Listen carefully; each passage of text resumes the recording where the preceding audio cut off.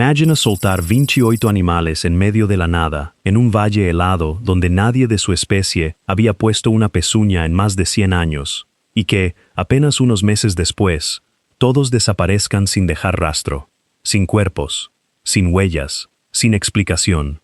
Los biólogos que los soltaron ahí pensaron que los habían perdido para siempre. Que el experimento más ambicioso de la historia de la conservación en Canadá se había hundido antes de empezar. Pero lo que en realidad pasó no fue una tragedia. Fue el inicio de una de las remontadas más increíbles que la naturaleza ha protagonizado jamás.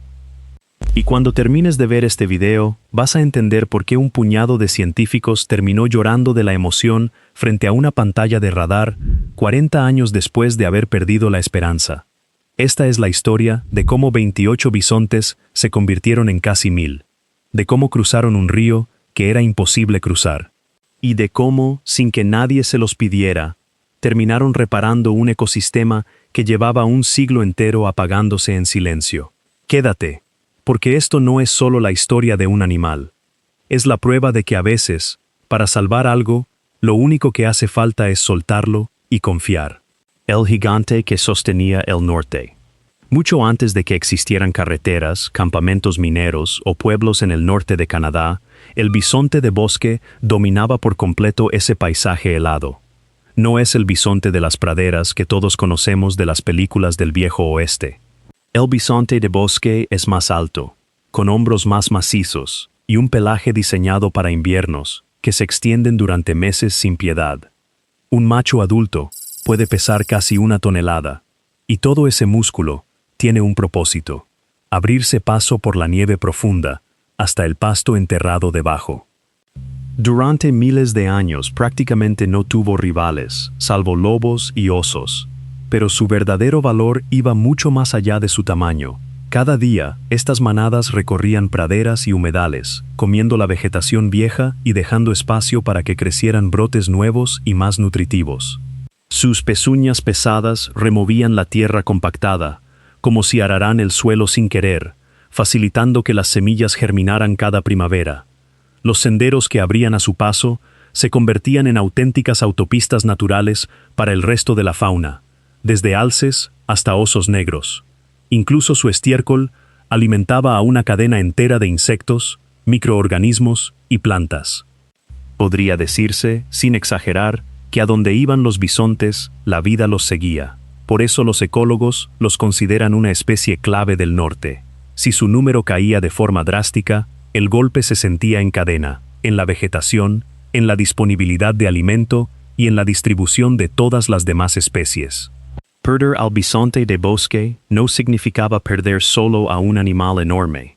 Significaba desequilibrar por completo un sistema que llevaba miles de años funcionando en perfecta armonía. La masacre silenciosa. A finales del siglo XIX, todo ese equilibrio se rompió de golpe.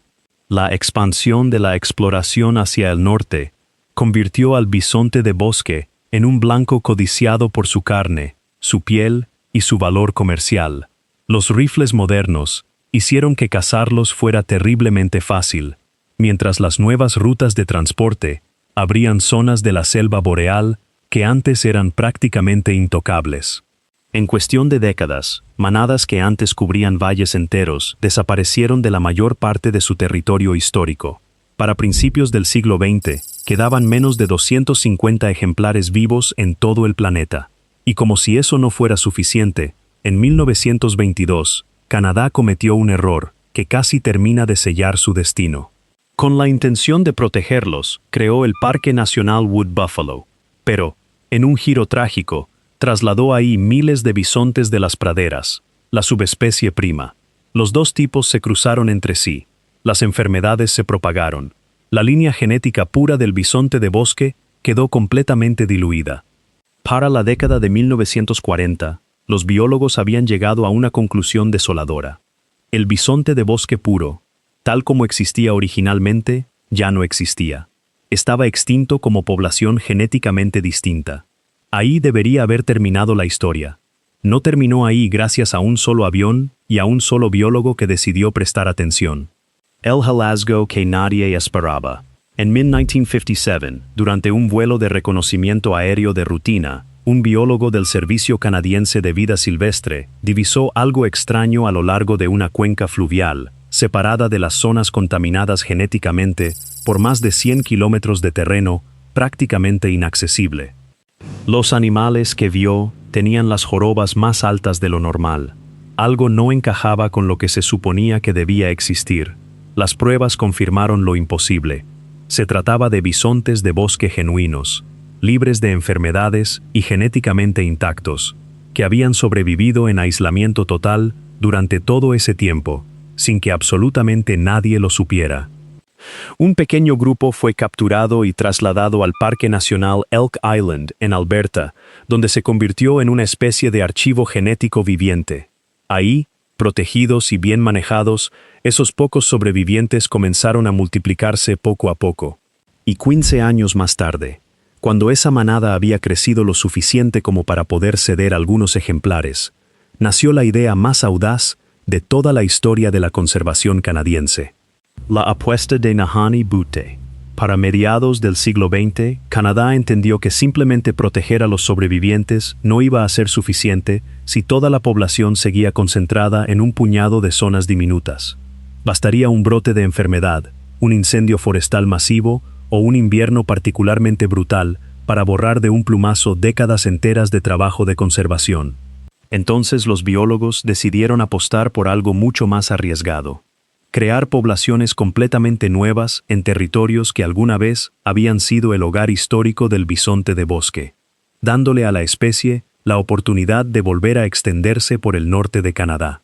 Después de meses de revisiones de salud, selección por edad y una preparación logística intensa, en junio de 1980 se cargaron 28 bisontes, 16 hembras y 12 machos adultos, en un avión de transporte militar.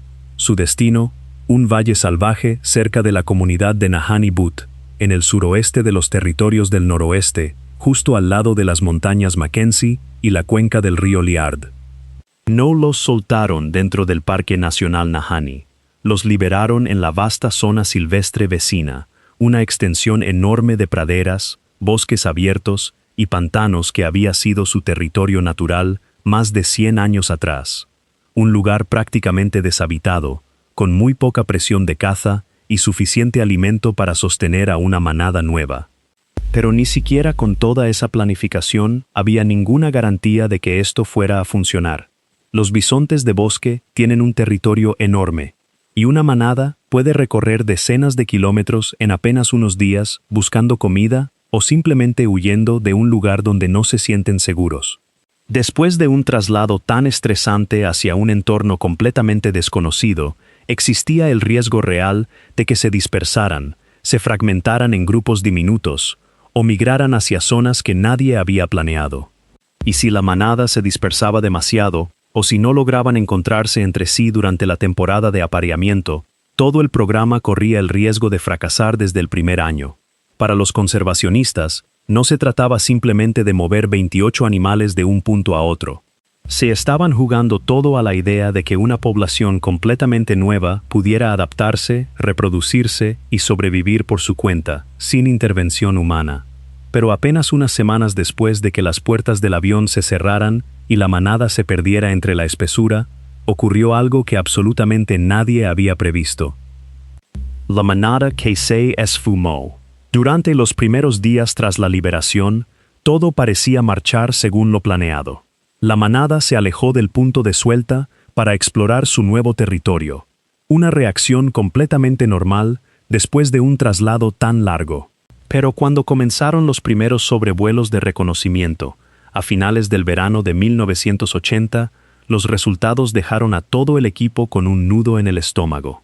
Los aviones sobrevolaron cuadrícula tras cuadrícula sobre los valles, los bosques y las praderas donde se suponía que los bisontes debían estar.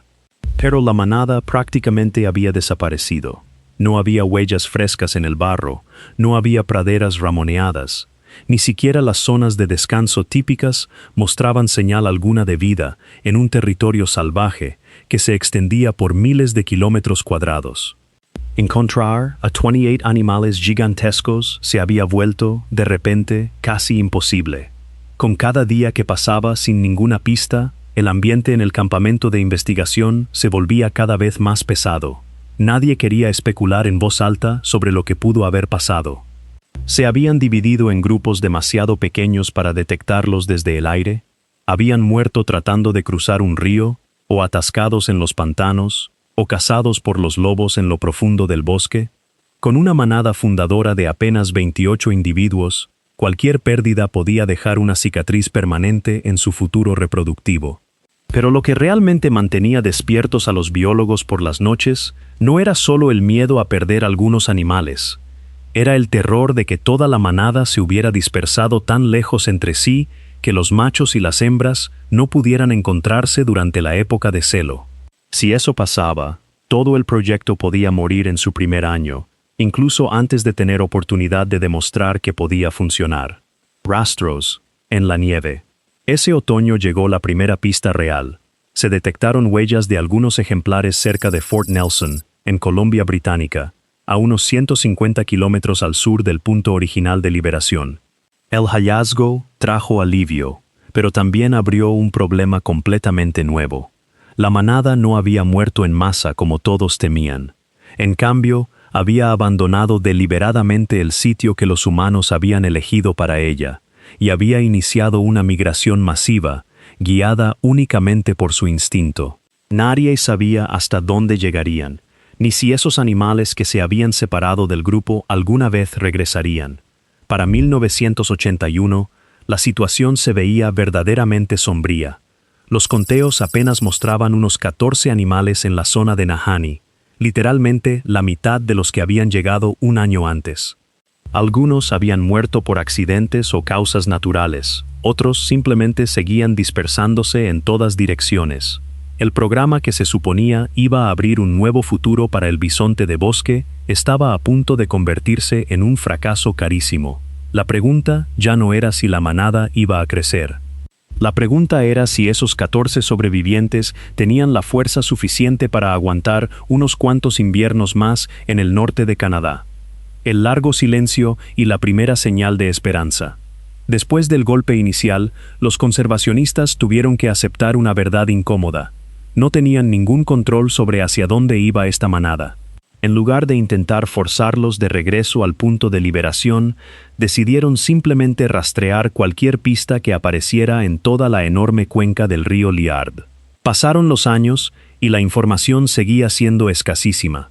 Los bisontes parecían vivir en bolsones dispersos, en zonas remotas de bosque profundo y pantanos donde casi nunca ponía un pie ningún ser humano.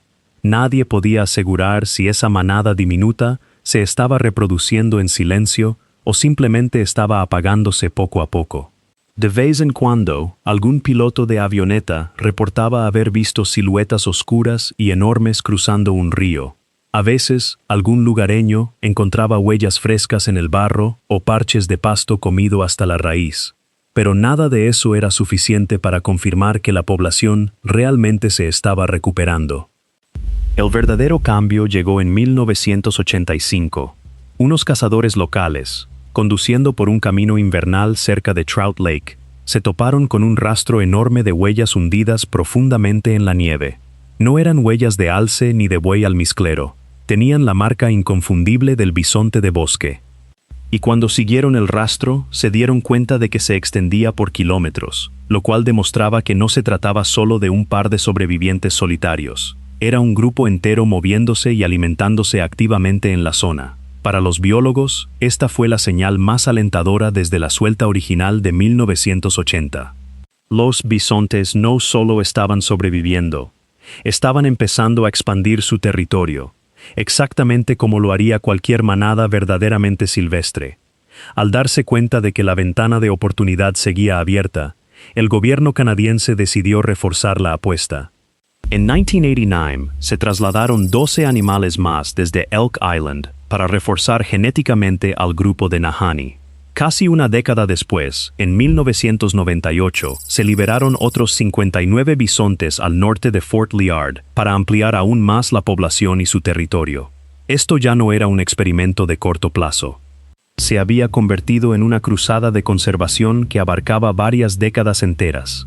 El río que no se podía cruzar. Aquí es donde la historia da un giro que ni siquiera los propios diseñadores del programa se atrevieron a predecir.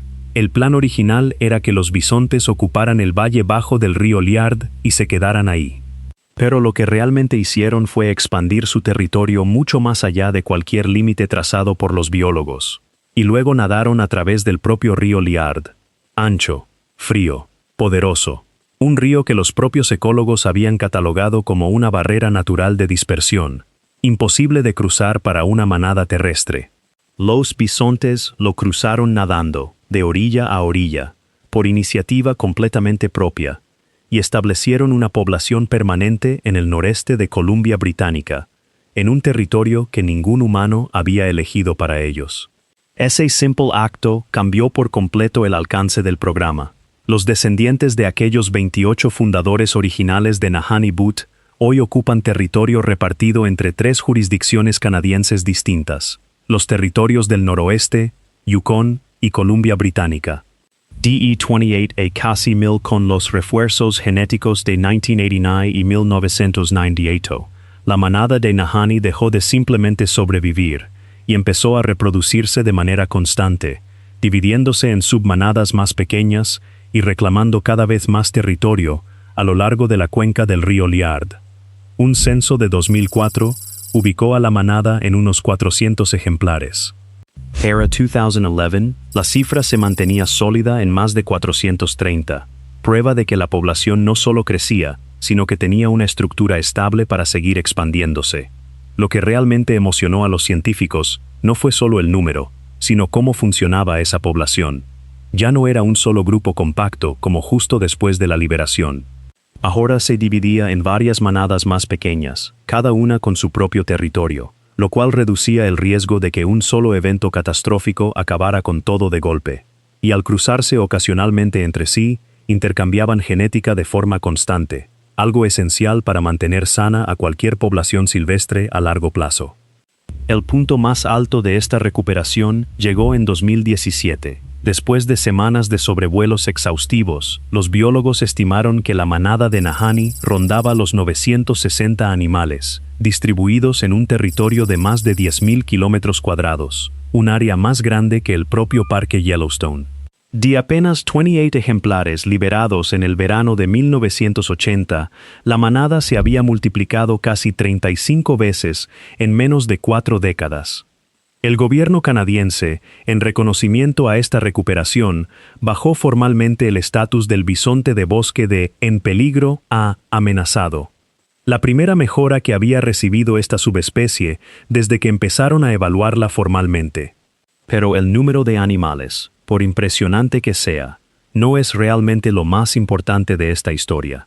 Lo verdaderamente extraordinario es lo que esos animales llevan más de 4 décadas haciéndole a la tierra bajo sus pezuñas.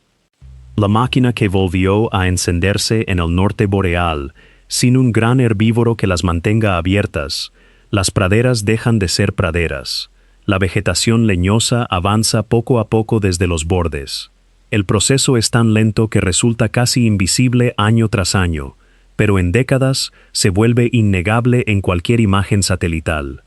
Las praderas de la cuenca del Liard, que perdían terreno frente a los arbustos desde antes de la Primera Guerra Mundial, dejaron de retroceder, donde los bisontes volvieron a pastar con regularidad. En algunos sectores incluso recuperaron terreno. Los revolcaderos, esas depresiones que los bisontes cavan al revolcarse en la tierra suelta, se habían secado durante el siglo de su ausencia. En apenas una década, volvieron a llenarse de agua de lluvia, sosteniendo ciclos completos de reproducción para anfibios en una región donde pueden pasar semanas sin una gota de lluvia. La química del suelo cuenta la misma historia desde abajo. Sin grandes herbívoros, la materia vegetal muerta se descompone muy lentamente. Cuando los bisontes la pisotean, la ponen en contacto con humedad y microorganismos y aceleran su descomposición. Su estiércol aporta nitrógeno que las raíces aprovechan casi de inmediato. Un ciclo más rápido significa más crecimiento vegetal, más comida para insectos, más estructura para aves que anidan en el suelo y más forraje para otros herbívoros. La cadena sube desde el suelo hasta cada nivel de la red alimenticia. Y aquí viene la parte más contraintuitiva, el papel de los lobos. En los primeros años, su presión era una de las mayores preocupaciones de los biólogos. Pero los datos mostraron algo distinto. Los lobos no impidieron que la manada creciera, moldearon cómo creció. Bajo presión de depredadores, los bisontes se mueven más, no agotan un mismo sector de pradera y se mantienen en terreno abierto donde pueden detectar el peligro. Sin planearlo, ese comportamiento produce exactamente el patrón de movimiento más beneficioso para el paisaje. Los lobos no son un costo de esta restauración, son parte del mecanismo. La caída que no fue un fracaso. Si esta historia terminara justo en 2017, sería el final perfecto para cualquier documental de conservación. Pero la naturaleza no funciona en línea recta hacia arriba. Ninguna población silvestre crece para siempre, y los bisontes de Nahanni no son la excepción. Cuando llegaron los siguientes censos, en 2021, la cifra tomó por sorpresa a muchísima gente.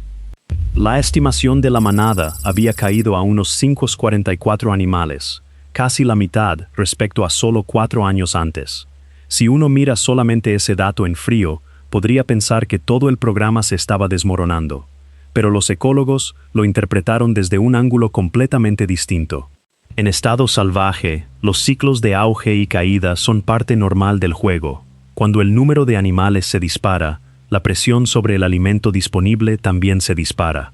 Inviernos brutales, inundaciones, enfermedades, depredación natural e incluso la expansión de las redes de carreteras pueden reducir una población durante un tiempo. Lo importante no es mantener una cifra récord de manera artificial. Lo importante es si la población es lo suficientemente robusta como para seguir reproduciéndose, adaptándose y recuperándose después de un golpe. En realidad, la capacidad de aguantar una caída es la verdadera prueba de fuego para cualquier población silvestre. Una manada solo está verdaderamente recuperada cuando puede enfrentar los reveses del entorno sin que los humanos tengan que intervenir constantemente para reponer animales. Esa es la línea que separa a una manada intensamente gestionada de una manada verdaderamente silvestre. Hoy, más de 40 años después de la liberación original, quienes manejan el programa ya no viven pendientes de cada movimiento de la manada, ni se angustian preguntándose si se están reproduciendo lo suficiente. Están mirando el panorama a largo plazo, porque el objetivo final de la conservación nunca fue mantener números artificialmente altos. Era construir un ecosistema lo bastante estable como para que la especie pudiera adaptarse, recuperarse y seguir sobreviviendo durante generaciones. Una palabra que volvió a tener significado. Hay un hilo de esta historia que queda completamente fuera del terreno de la ecología. En la lengua de la comunidad Dene de Nahanni Boot existe una palabra específica para el bisonte de bosque. Durante más de 100 años, quienes hablaban esa lengua conservaron esa palabra, sin que quedara un solo animal vivo al cual pudiera referirse. Los ríos y las praderas del valle llevaban el nombre de una criatura que ninguna persona viva en la comunidad había visto jamás caminar sobre esa tierra. La palabra sobrevivió más tiempo que el animal. Los ancianos que recuerdan los primeros avistamientos después de la liberación de 1980 describen algo para lo cual la literatura científica simplemente no tiene vocabulario. No fue el regreso de un animal, fue el regreso de una referencia. Una palabra que volvió a ser una palabra, en lugar de quedarse como el recuerdo de una.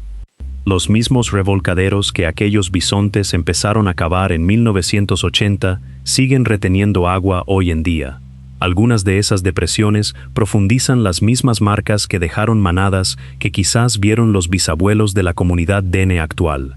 La continuidad ecológica y la continuidad cultural terminan siendo, en el fondo, exactamente la misma continuidad. Todo empezó con 28 animales soltados en un valle helado y con un grupo de biólogos que se quedaron sin ninguna certeza sobre lo que iba a pasar después. Hoy, esa decisión se ha convertido en una de las restauraciones de grandes mamíferos más exitosas de todo el hemisferio norte, en praderas que dejaron de encogerse después de un siglo. Con revolcaderos llenos otra vez de anfibios, en un suelo que, poco a poco, está volviendo a ser lo que era antes de que llegaran los cazadores. La máquina volvió a encenderse. No al 100% de su capacidad, no en todo el territorio que alguna vez ocupó el bisonte de bosque, pero está funcionando. Y en la otra orilla de un río que los propios científicos alguna vez llamaron una barrera infranqueable, hoy existe una población que nadie eligió poner ahí, trabajando una tierra que sus fundadores cruzaron a nado simplemente porque el terreno era bueno, y no había ninguna razón para no hacerlo. Pusimos 28 animales en un valle, y nos hicimos a un lado. Si este tipo de historias sobre ecosistemas rotos que vuelven a la vida es justo el contenido que te engancha, este es tu lugar. Suscríbete a Wise, activa la campanita y nos vemos en el próximo video, donde vamos a contarte otra historia real que parece sacada de una película, pero que pasó de verdad.